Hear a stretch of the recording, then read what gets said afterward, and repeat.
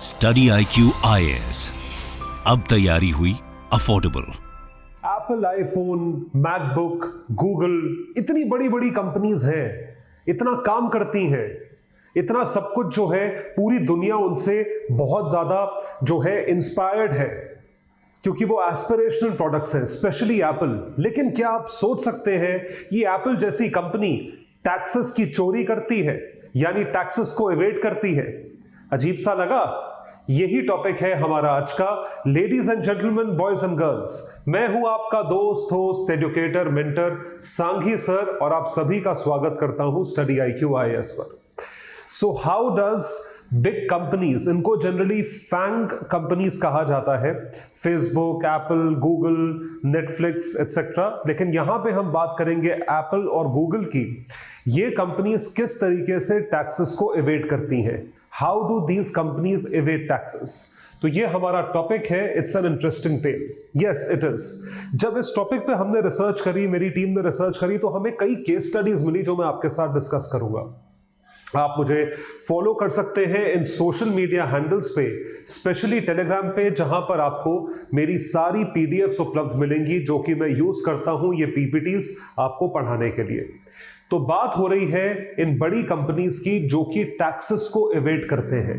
कैसे करते हैं कि जिस कंट्री में ये ऑपरेट करते हैं उस कंट्री में टैक्सेस ना पे करने पड़े, तो ये एक ऐसे देश में चले जाते हैं जहां पे टैक्स रेट बहुत कम होता है। और शुरुआत जो है इसकी हुई थी, पहले भी बहुत होता आया होगा, लेकिन बड़े स्तर पे इसकी शुरुआत करी थी उन 1980 से ही एप्पल और गूगल ने।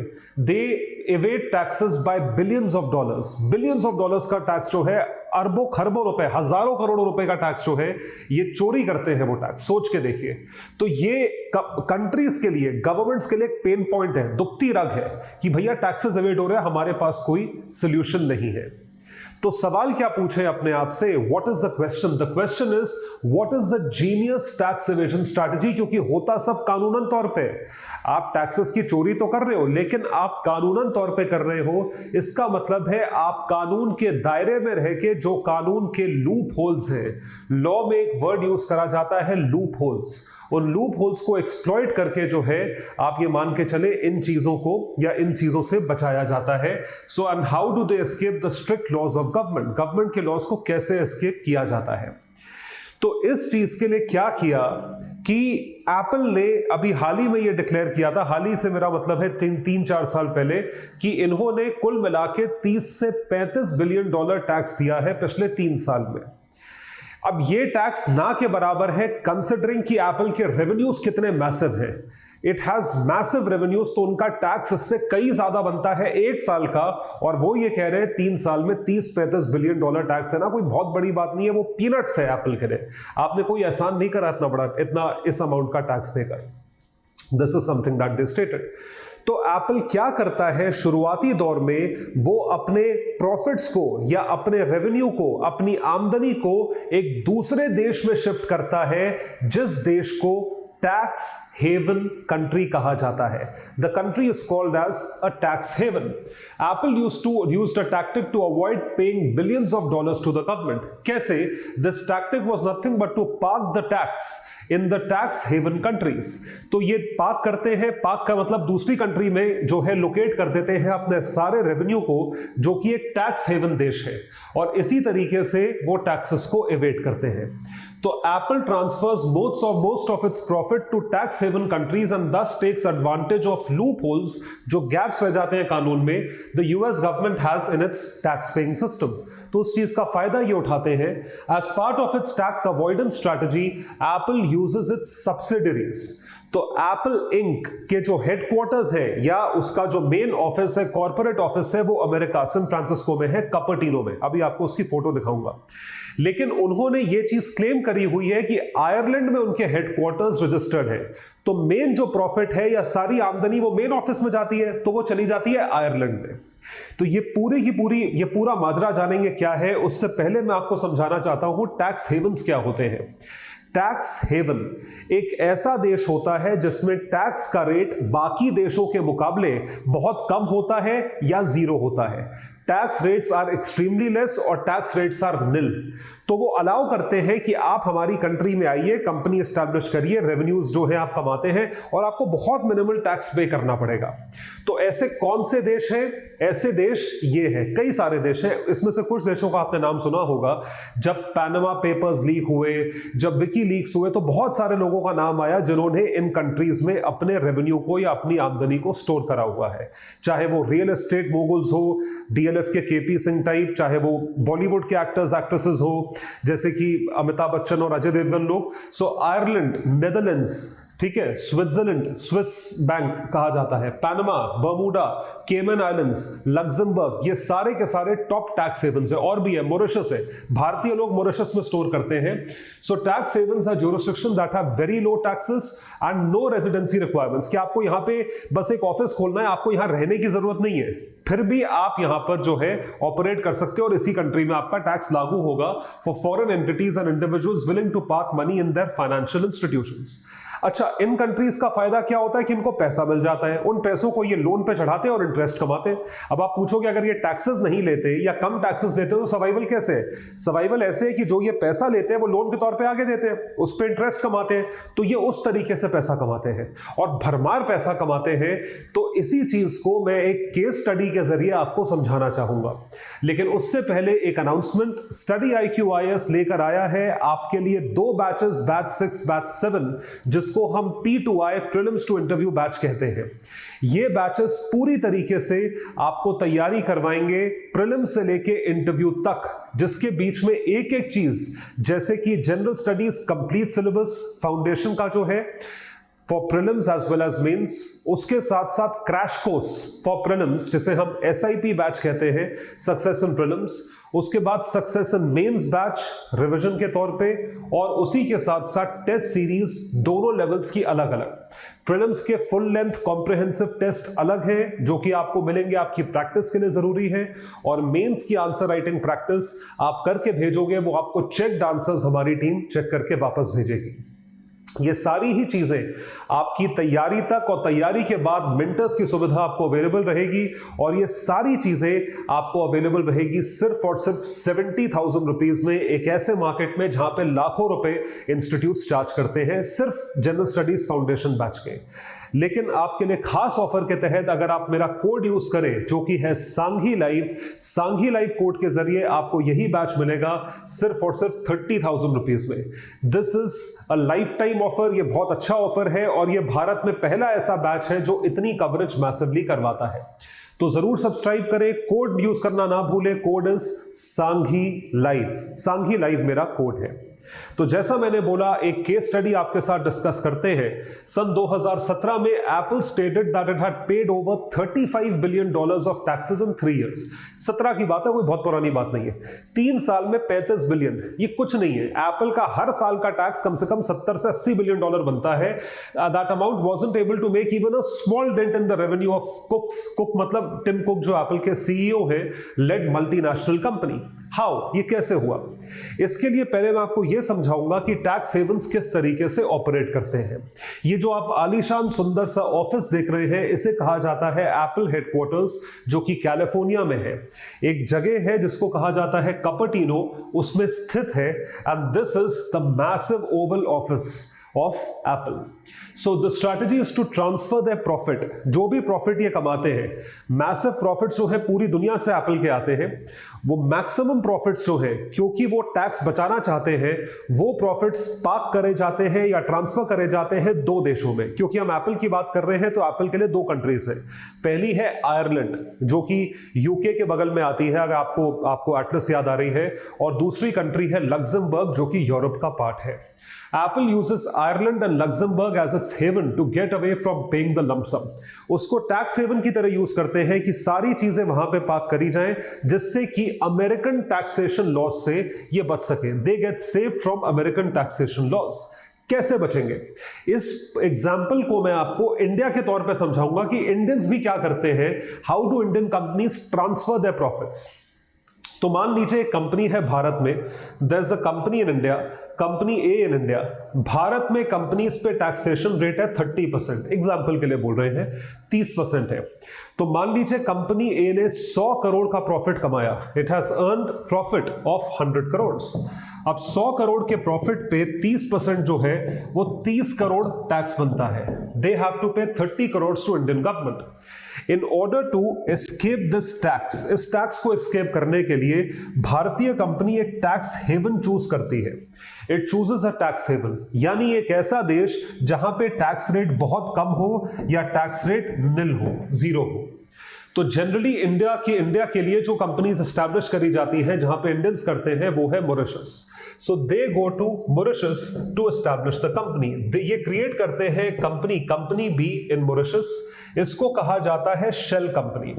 आई रिपीट, इसे कहा जाता है शेल कंपनी। एक शेल कंपनी क्रिएट होती है। इस शेल कंपनी को आप सब्सिडरी बनाते हो अपनी पेरेंट कंपनी की और अपने सारे प्रॉफिट्स इन्वेस्टमेंट सब कंपनी बी के नाम पे ट्रांसफर करते हो। तो जितनी आमदनी आती है वो भी कंपनी बी के नाम पे आती है। तो अब इन पे जो टैक्स लगेगा वो मॉरिशस का टैक्स लगेगा, ना कि भारत का। और मॉरिशस में टैक्स रेट कम है तो यही कंपनी हिंदुस्तान में टैक्स देने से बच जाती है और जो भी मॉरिशस का टैक्स रेट है 5-10% का, उतना टैक्स पे करके हट जाती है। सेम चीज एप्पल यूएस में कर रही है। What is Apple doing? It is transferring its profits, revenues, investment to Ireland and Luxembourg. वो टैक्स हेवन आयरलैंड में भेज रहे हैं। Apple has been operating in Cork. So Cork is a place, एक जगह है आयरलैंड में, वहां पे इनके हेडक्वार्टर्स हैं। ये देखिए ऐसे हेडक्वार्टर्स बनाए हुए हैं since 1980 for its overseas operations. They also set up a manufacturing plant in Holi hill above cork. Manufacturing plant भी है और वो भी है। तो सन 1999 में क्या हुआ, तब के जो हेड थे एप्पल के, जॉन स्कली, उन्होंने आयरिश गवर्नमेंट के साथ एक कॉन्ट्रैक्ट करा। इन 1990 जब एप्पल का मार्केट शेयर पूरी दुनिया में कॉन्ट्रैक्ट कर रहा था तो उनको अपने आप को बचाना था कि हमें ज्यादा टैक्सेस ना देने पड़े। तो ज्यादा टैक्सेस देने से वो बच रहे थे, तो उन्होंने आयरलैंड ढूंढा in order to save money कि भाई आमदनी कम हो रही है तो टैक्स तो बचा लो कम से कम। एप्पल सीईओ जॉन स्कली signed a deal with the Irish government. अब देखिए चालाकी, देखिए कैसे डील साइन हुई। इन्होंने क्या कहा कि हम 3 चीजें करते हैं। हम करते हैं, so what do we have to do? हम क्या करते हैं? इन्होंने बोला कि हम करते हैं मैन्युफैक्चरिंग, मार्केटिंग, टेक्नोलॉजी। 3 चीजें करते हैं अपनी कंपनी में, मैन्युफैक्चरिंग, मार्केटिंग, टेक्नोलॉजी। तो आप जितनी आमदनी मैन्युफैक्चरिंग से होती है उस पे आप टैक्स ले लो और बाकी मार्केटिंग, टेक्नोलॉजी पे जो भी हम उसके थ्रू कमाते हैं उस पे टैक्स ना लीजिए। तो एप्पल ने बताया कि इनके जो प्रॉफिट्स है वो 3 चीजों से आते हैं। तो ये चीज बोली गई। They told that they only manufacture in Ireland, वो मैन्युफैक्चर करते हैं, therefore they should not be taxed on the other 2 elements. Marketing, technology पे टैक्स नहीं लगना चाहिए क्योंकि मैन्युफैक्चरिंग के जरिए वो आयरिश लोगों को एम्प्लॉयमेंट देते हैं। कॉर्क और होली हिल, ये दोनों बसें ही एप्पल की वजह से हैं। सारे लोगों को एम्प्लॉयमेंट वहां पे एप्पल ने दी है। तो एक तरीके से उपकार करा है, एहसान करा है।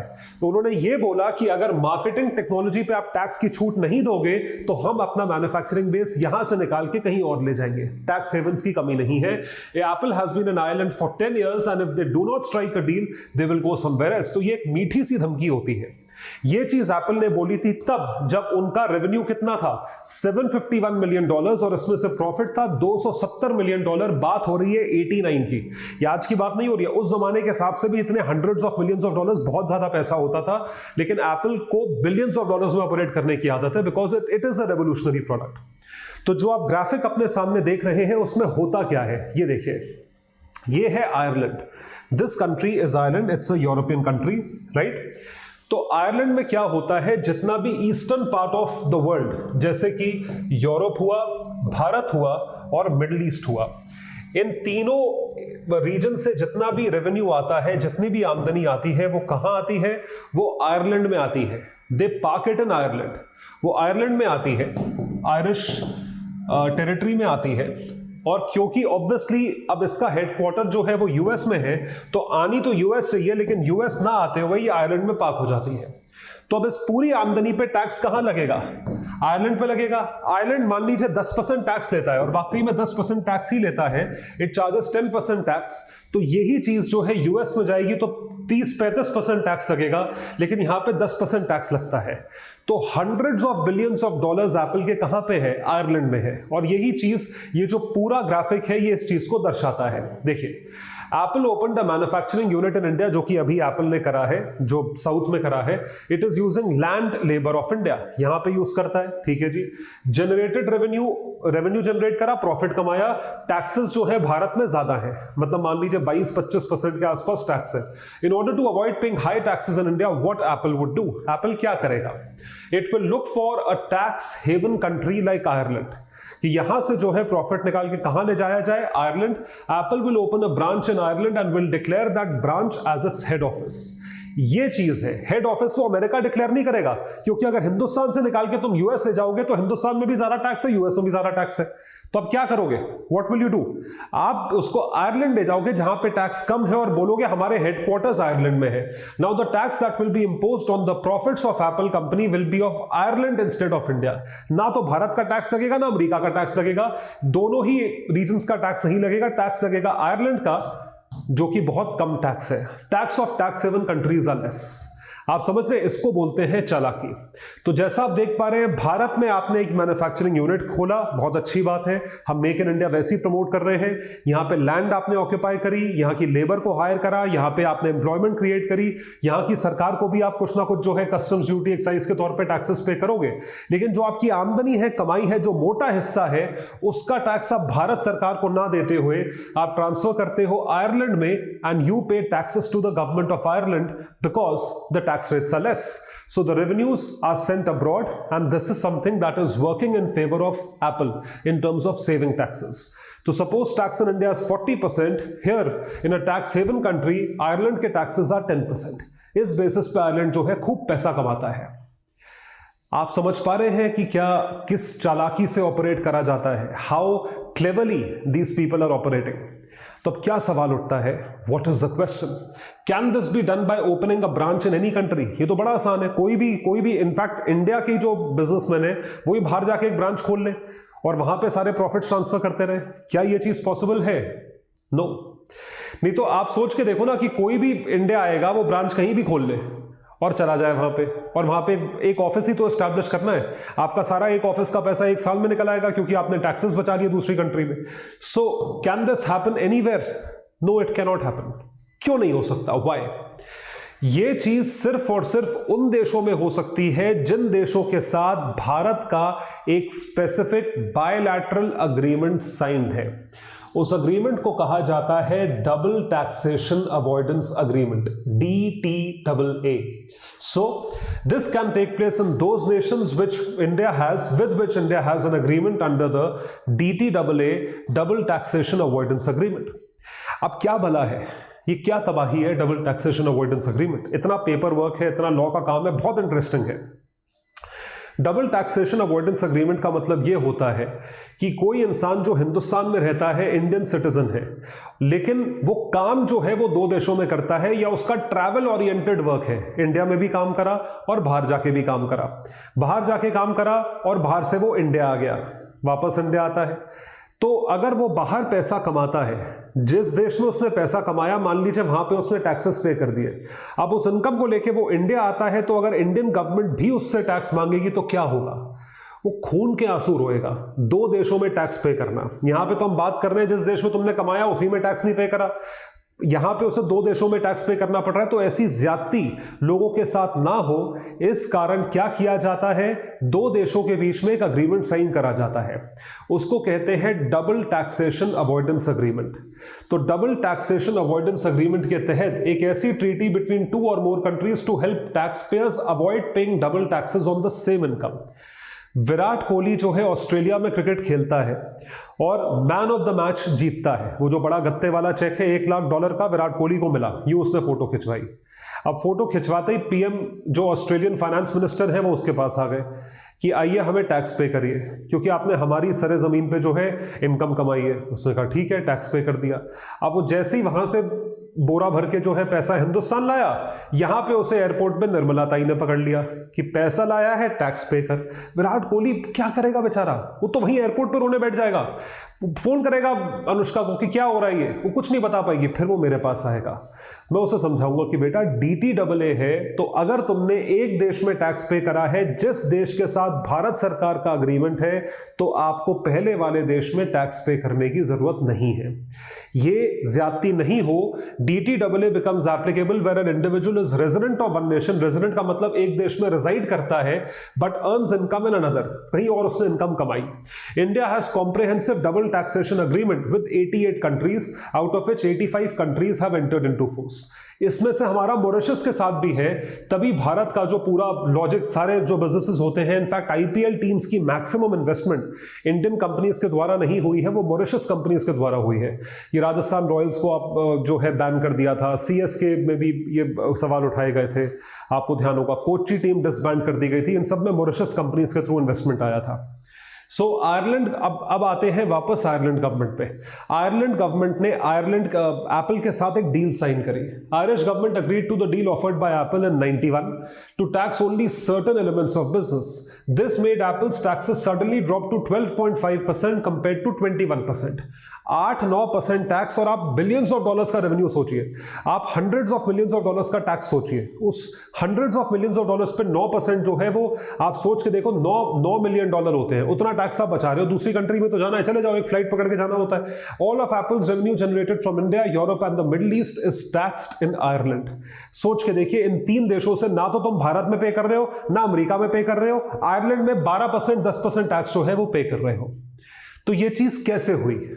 एप्पल ने आयरलैंड में अपने हेडक्वार्टर्स डिस्क्लोज करे हैं 2 कंपनीज एस्टैब्लिश करके. पहली कंपनी है एप्पल सेल्स इंटरनेशनल, दूसरी है एप्पल ऑपरेशंस यूरोप. देखिए, हेड ऑफिस जो है पेपर पे ही है, मतलब ये शेल कंपनीज हैं. They are controlled by board members mainly based in the US. जो बोर्ड, क्योंकि रहते सब यूएस में है, अभी हेडक्वार्टर्स ही यूएस में है, आपकी स्ट्रैटेजी, आर&डी, पूरा स्टाफ यूएस में बैठता है. तो ये तो आपने बस नाम के लिए खोला है. Now these 2 companies yearly only pay for R and D in Apple Inc in America. सिर्फ आर&डी के लिए देते हैं. By doing this Apple sales international kept all the revenues and profits generated from India, Europe and the Middle East. ये चीज करी गई है. This has been done. तो how Apple operated before 2017? Apple 2017 से पहले कैसे ऑपरेट करता था? 2017 एक ब्रेक थ्रू वाटरशेड मोमेंट माना गया है एप्पल की रेवेन्यू हिस्ट्री में, क्योंकि 2017 में यूएस गवर्नमेंट ने एक लॉ चेंज कर दिया, जिसकी वजह से एप्पल पे बहुत मैसिव इंपैक्ट पड़ा. समझाऊंगा कैसे. देखिए, ये आयरलैंड है, ये 3 देश है, इंडिया हो गया, middle east, Bharat, middle east, और ये यूरोप है. तो अब एप्पल इन तीनों देशों में ऑपरेट करता है, और इसके जो रेवेन्यूज या प्रॉफिट्स है आयरलैंड में पार्क होते हैं. एप्पल सेल्स इंटरनेशनल, तो या एप्पल सेल्स इंटरनेशनल है और एप्पल ऑपरेशंस यूरोप है. ये 2 कंपनीज हैं, इनमें आपने रेवेन्यूज भेजे. अब लॉ के हिसाब से आप 12.5% टैक्स पे करते हो. तो भारत में अगर 22% टैक्स है तो आपने 10% के आसपास टैक्स बचाया. यूएस में 25% टैक्स है तो आपने 12.5% टैक्स बचा दिया. तो अब ये जो है, ये आपने यूएस नहीं भेजा, you haven't sent this money, तो ये आपका टैक्स बच गया 21% का. सिर्फ और सिर्फ आर&डी पे आपने इसे पे करा, और वो टैक्स ये पे कर देते हैं सरकार को. वो मिनिस्क्यूल टैक्स होता है. तो this is how they operate. ये 2017 के पहले ये सिस्टम था, और बहुत सालों 15-20-25 साल जो है एप्पल ने खूब पैसा दबाया है टैक्सेस ना पे करके. So what have they done? The US tax system doesn't put taxes on the profit. Profit पे taxes नहीं है obtained from the MNCs, foreign subsidiaries, unless they are transferred to the parent company as dividends. तो ये dividends के तौर पे transfer नहीं करते. इनफैक्ट ये सिर्फ और सिर्फ आर&डी की पेमेंट करते हैं कि आर&डी के नाम का पैसा ले लो.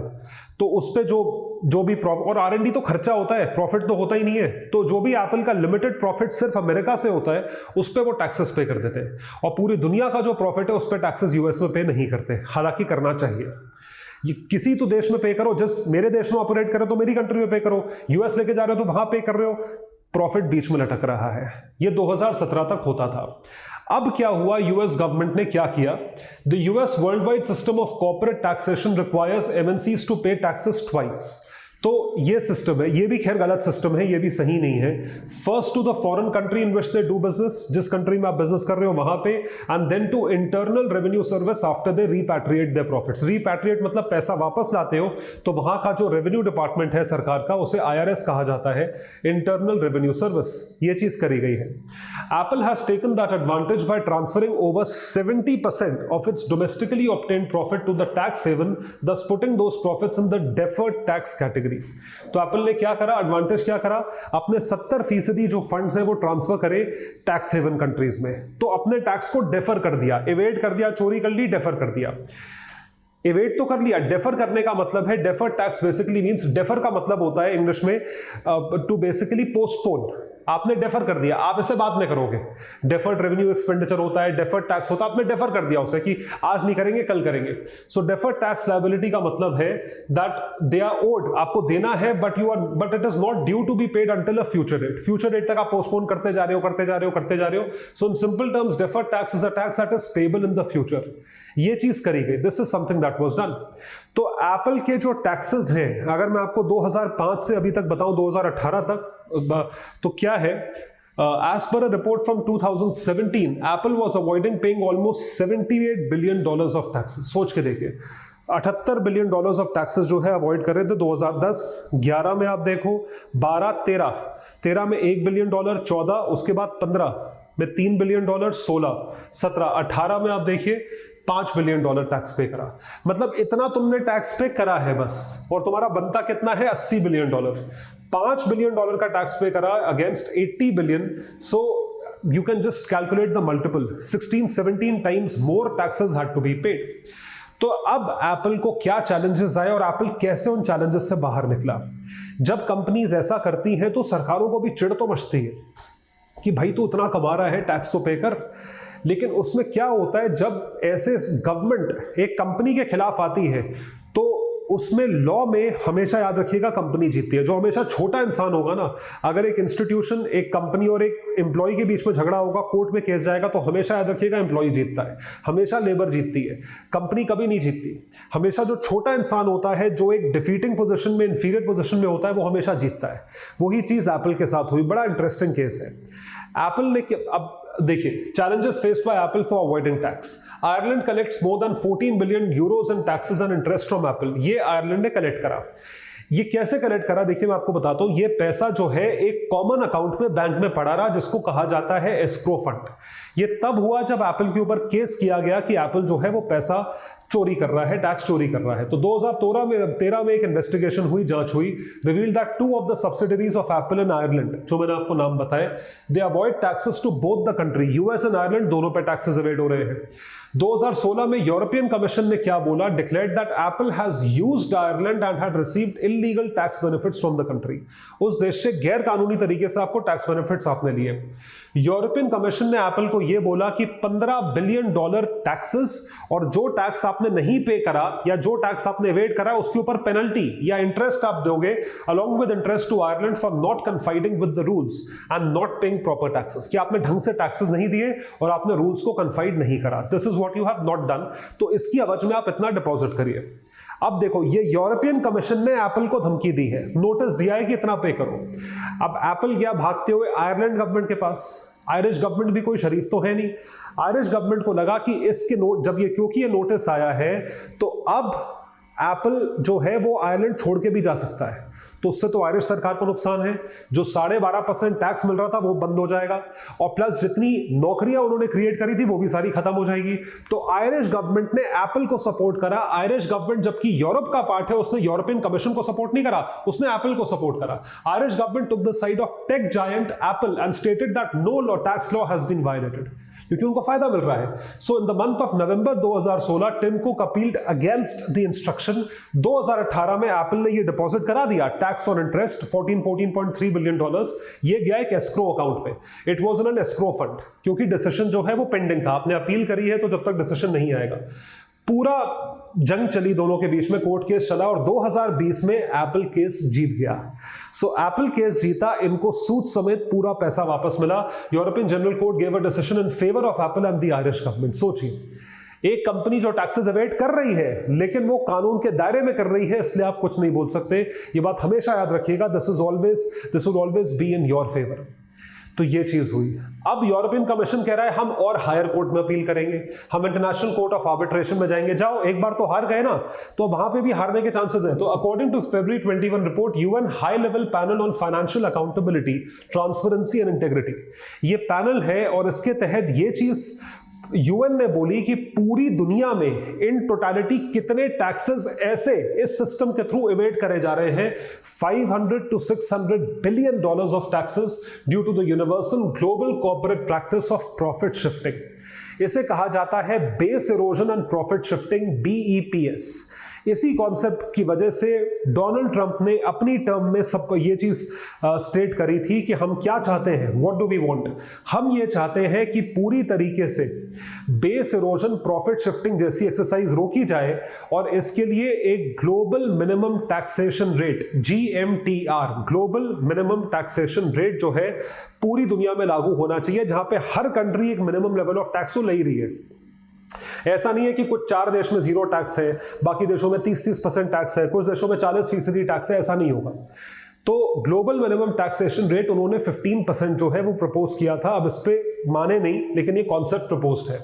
तो tax loss incurred by India अभी आज तक $10.5 billion of taxes are missing, मतलब these are एवेडेड।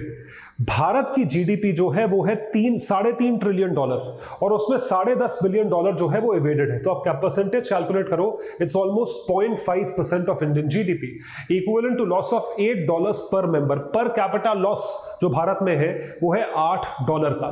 So it is less than global average GDP loss of 0.53%, इससे कम है लेकिन फिर भी है। Greater than regional average GDP loss of 0.24%। तो रीजनल जो है वो 0.24 है, उससे ज्यादा है, और ग्लोबल से कम है। तो tax abuse losses $10 billion, loss to global tax abuse committed by multinational corporations. MNCs ज्यादा एवेड करती है क्योंकि एमएनसीज के रेवेन्यूज और प्रॉफिट्स भी ज्यादा होते हैं। $10 बिलियन एमएनसीज ने किए हैं और $202 बिलियन इंडिविजुअल्स ने करे हैं। ठीक है, तो ये है जिनका नाम पैनामा पेपर्स में और ये आपका जो विकीलीक्स में और इन सब में नाम जो है डिस्क्लोज हुआ था। तो जैसा मैंने आपको बताया, एप्पल के खिलाफ जो डिसीजन, एप्पल के फॉर जो डिसीजन आया है, उसके खिलाफ यूरोपियन कमीशन अपील करेगा in the court of justice of the European union. ये डिसीजन इम्पेंडिंग है। ये देखने वाली बात है कि यहाँ पे क्या होता है। फिलहाल एप्पल केस जीत चुका है। So the bigger the business, the bigger will be the risk. Apple Inc is not an exception over here. Companies like Apple will always find a way. ये पतली गली से निकलना जानते हैं, इनको एक तरीका हमेशा मिल जाएगा to deal with complicated matters in a very sharp way, in a very clever way. तो ये था हमारा आज का topic, how does Apple evade taxes. 80-90 billion of taxes evade करे हैं और सिर्फ $5 बिलियन पे करे हैं। अब आप सोच के देखिए कितना टैक्स रेवेन्यू लॉस जो है पूरी दुनिया में हो रहा है। आपके क्या विचार हैं, कमेंट सेक्शन में लिखकर जरूर बताइएगा। क्या आपको ये टॉपिक अच्छा लगा या नहीं लगा, ये लिखकर बताइएगा। और मुझे इन सारे सोशल मीडिया हैंडल्स पर जरूर फॉलो करें। आपको बहुत बढ़िया वैल्यू एडेड कंटेंट यहां पर मिलता है। Thank you so much everyone, बहुत बहुत शुक्रिया। स्टडी IQ IAS, अब तैयारी हुई अफोर्डेबल।